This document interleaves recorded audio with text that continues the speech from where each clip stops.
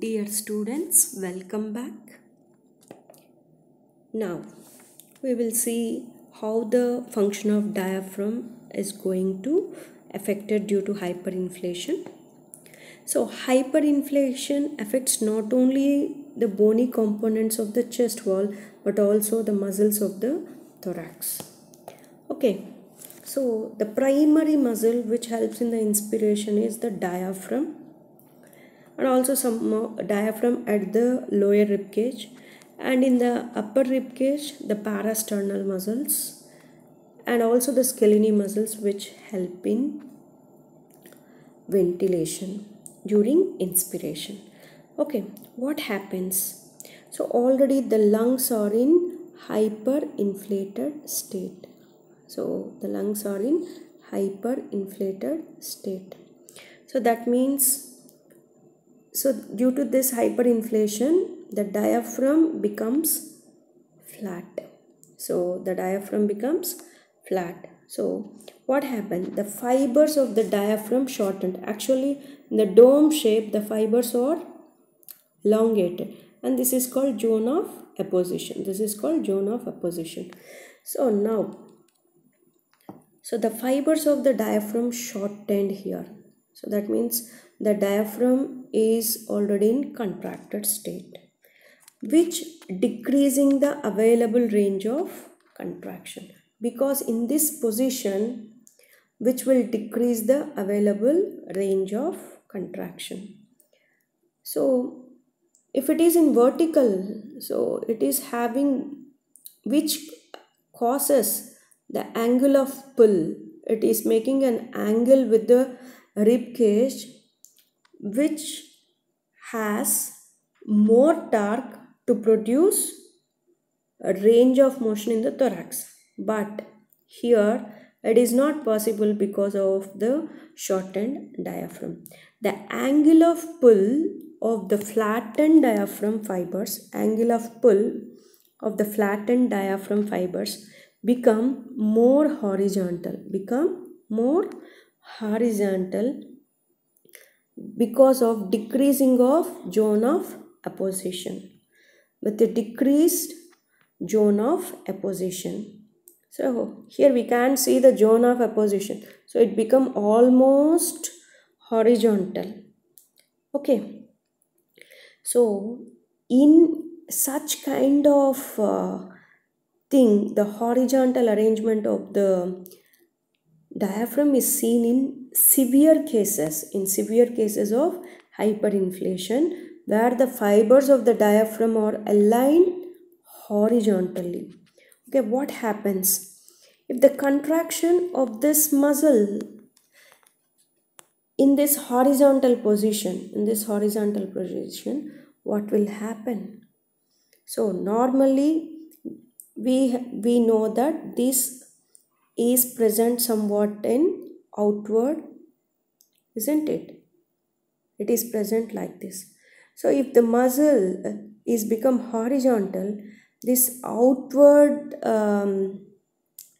angle or projection of this thorax is not present, and this because of this horizontal arrangement or horizontal alignment of these diaphragm fibers causes the inward movement of the thorax,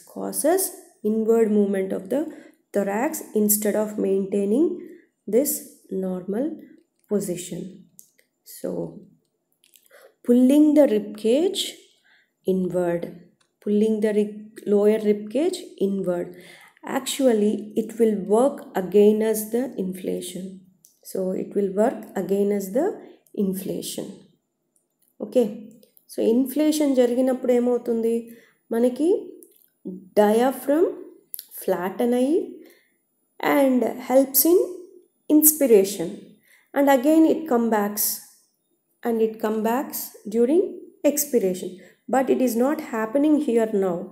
so once inspiration జరిగితే hyper inflate అయిపోతూనే ఉంది. So once it becomes hyper inflated, what happens? The diaphragm becomes horizontal. So here there is no chance of this lower rib cage movement will takes place, like bucket handle movement, like that. So what will happen, the muscles which are attached to the rib cage, that is by the diaphragm, so contraction of this thing causes what, inward movement of this rib cage. Normally what happened, the central tendon is stabilized on the intra-abdominal pressure. So at that position, the contraction of these vertical fibers causes bucket handle movement in the lower rib cage. But that thing is not happened here. That thing is not happened here. So there is an inward, the horizontal fibers, contraction of these horizontal fibers leads to the inward pulling of the lower rib cage, so which is working again as the inflation.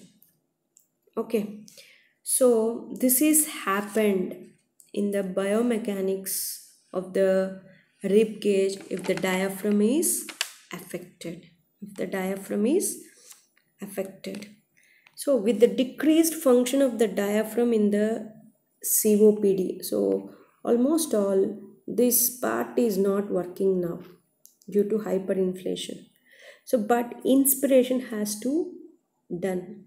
So what happens, the majority of the inspiration is performed by other inspiratory muscles which are not as efficient as diaphragm. The remaining muscles, that means the accessory muscles and the upper rib cage muscles, will work extra to compensate the work of diaphragm, but those muscles are not that much efficient as diaphragm.